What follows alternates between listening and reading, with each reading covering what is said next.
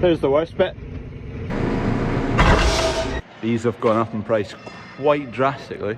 Kev's just pulled up there with a fat spreader. Got a wee party of cows following me this morning. Morning, Holly.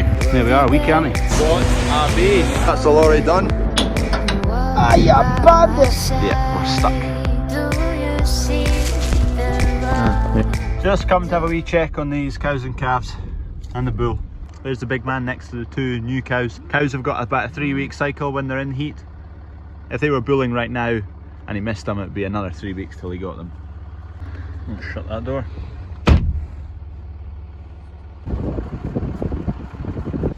That's number 70. That wasn't quite right for a wee while, but she's packed up. Cracking sight. We're all good, all looks good. There's one cow which is needing some hoof treatment. Her hoofs cross over like that. It was the same last year. It's a hereditary type thing.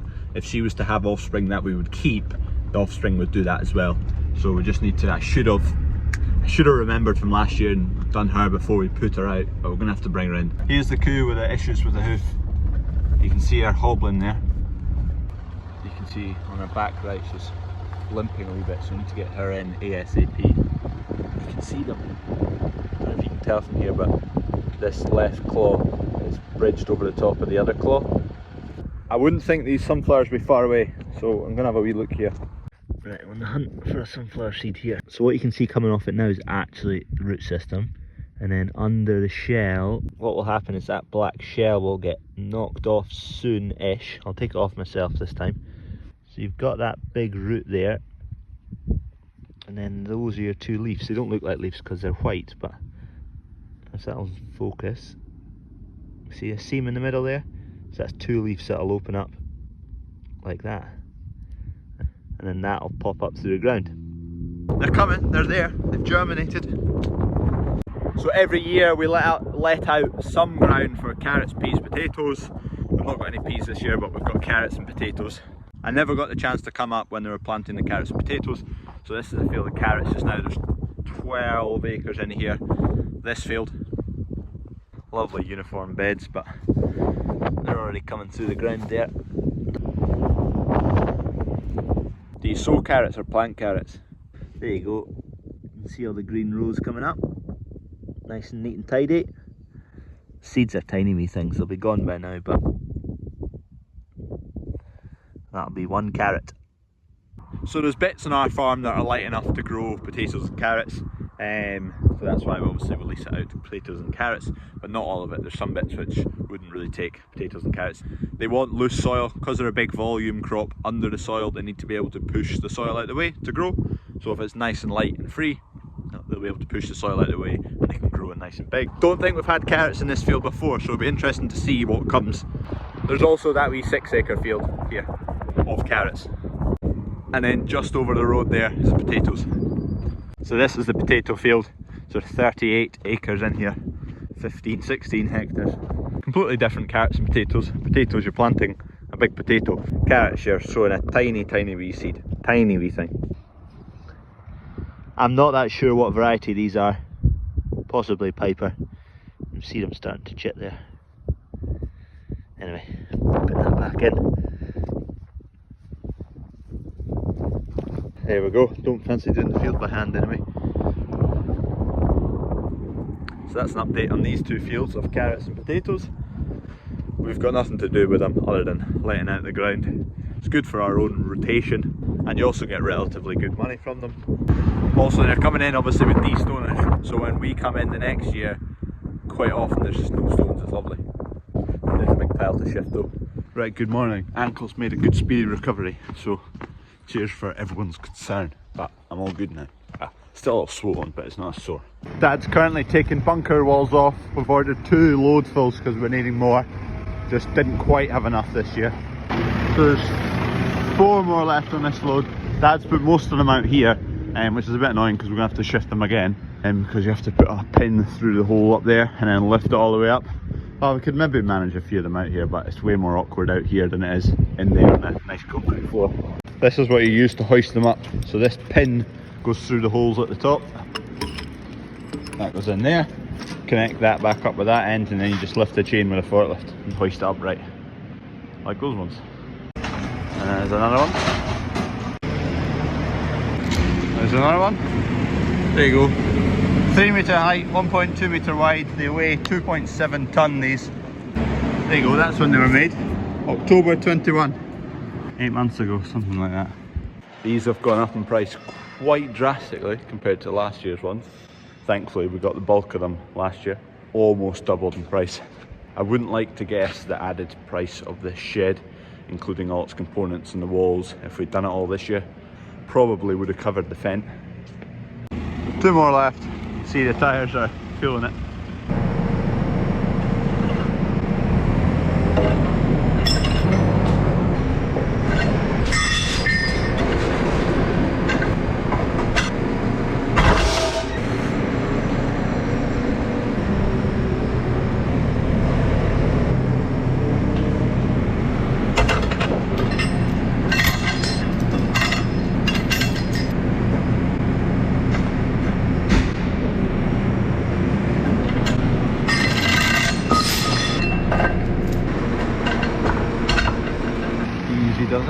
Easy does it.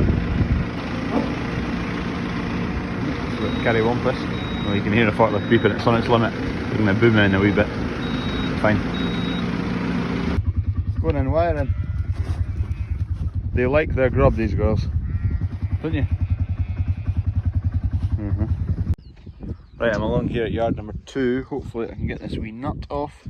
See what's in this hopper. Oh, it comes off, thankfully. I've not got a key with me.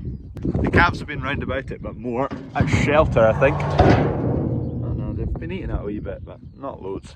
They're definitely having some of it, just nibbling away. That just shows you if you put them on young enough onto feed, even if it's bruised barley, this is oats, but straight onto bruised barley, it'll be fine, because they just take a wee tiny bit. They don't eat much to start with. Whereas if you leave them a bit later and they're a bit older, there is potential for them to eat too much. Come on, there you go. I'd put bruised barley in if we had a more condensed calving period. Obviously this year we bought in some cows, so the calving was a bit spread out and we never really had a consistent age or a concise calving period. So that meant there was quite a range of ages of calves out in this field, so I didn't want to put them onto barley in case there was some of the older ones would eat too much. Next year maybe if it's a bit more condensed and I know the numbers, I could just put it straight onto bruised barley. Hey, Lulu. It's now Euro who waits for me here. I'm hoping once he gets out, he'll calm down. In amongst the cows, he'll just settle in a bit. Kev's just pulled up there with a fert spreader. He's been spreading along the road. He was originally spreading urea on wheat, but it's getting a bit windy, so pack that in. There's a way to clean off. Seeing what rain we got last night. 2 mil. So 8 mil we've had in the last few while, so that's smashing, perfect, ideal. Dunk's just putting the topper on there. I'm going to jump in this and go and put the sprayer on the back of it, get a bit of spraying done. And Kev's about to do some power washing because it's too windy to spread fat. Right, head back to yard 2 where I need to finish some wheat, and then I've got some wheat at yard number 1 to do as well.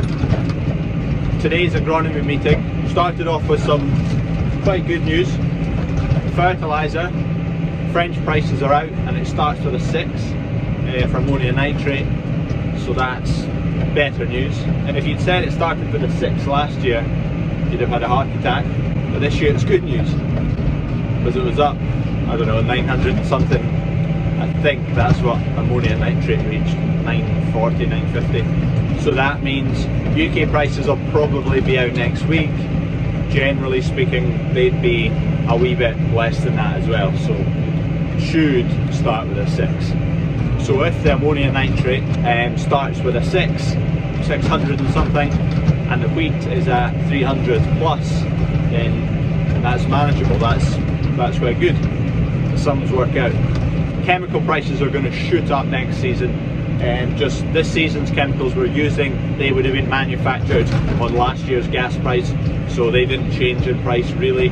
So next year the chemical price is going to go up.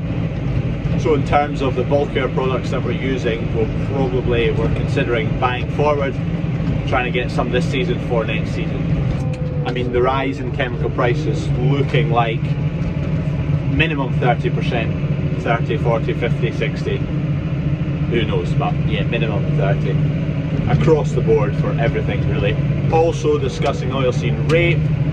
Cabbage stem flea beetle is becoming more of an issue in Scotland, so it's a big issue down south, and we've always been delayed up here in Scotland on the impact of cabbage stem flea beetle, but it's progressively getting worse. Numbers can be seen.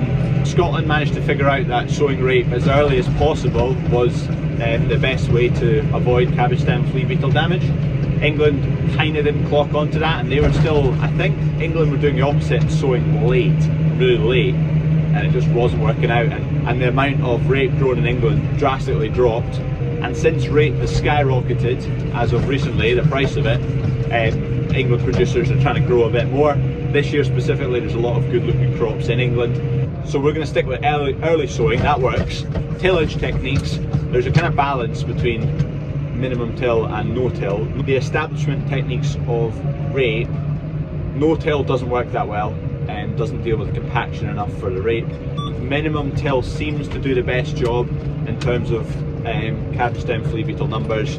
If you've got a bit of stubble there to hide the crop when it's coming through the first early stages, that seems to work best.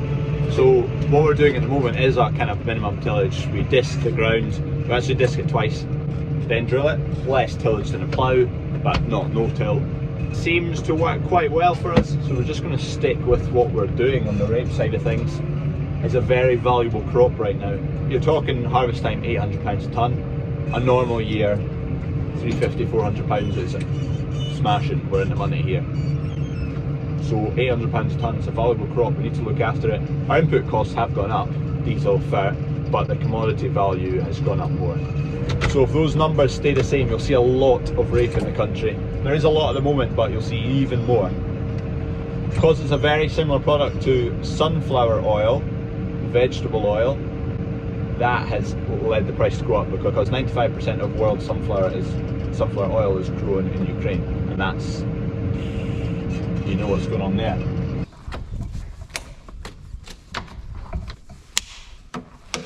Right, we're good to go. Need to wash my hands. Put that down. Quite often forget that. This is a rarity. Kev making a mistake with a drill. He obviously didn't have the tram lines turned on or whatever, so there's a set of tram lines here missing.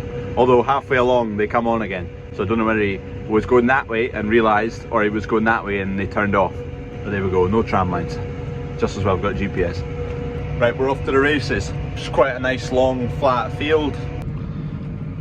That's another tank empty. Press that button, that'll straighten up the axle.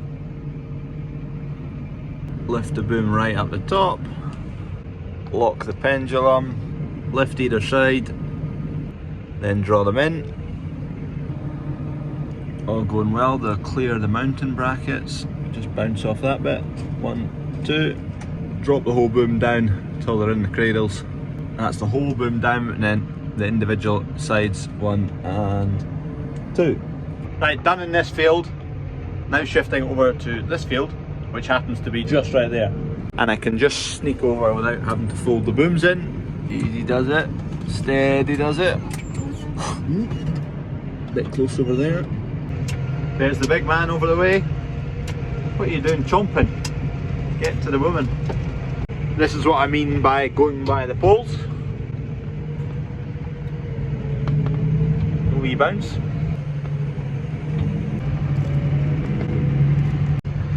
And then you just come down the other side of them, exactly the same.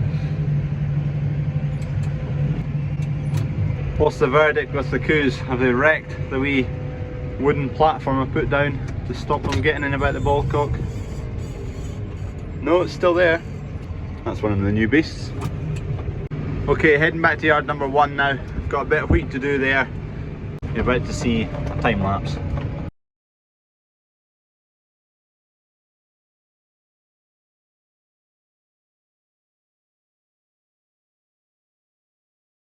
Apart from some rape, this is our worst field, definitely. There's bits like this, and there's a few more bits over there. I'll show you them all, but it's actually come out quite well.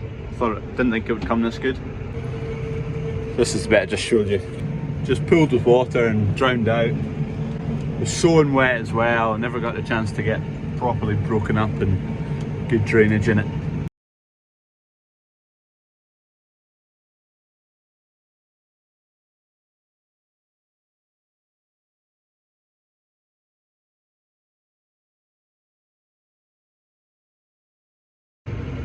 Yeah, that was the edge of the beds, I think.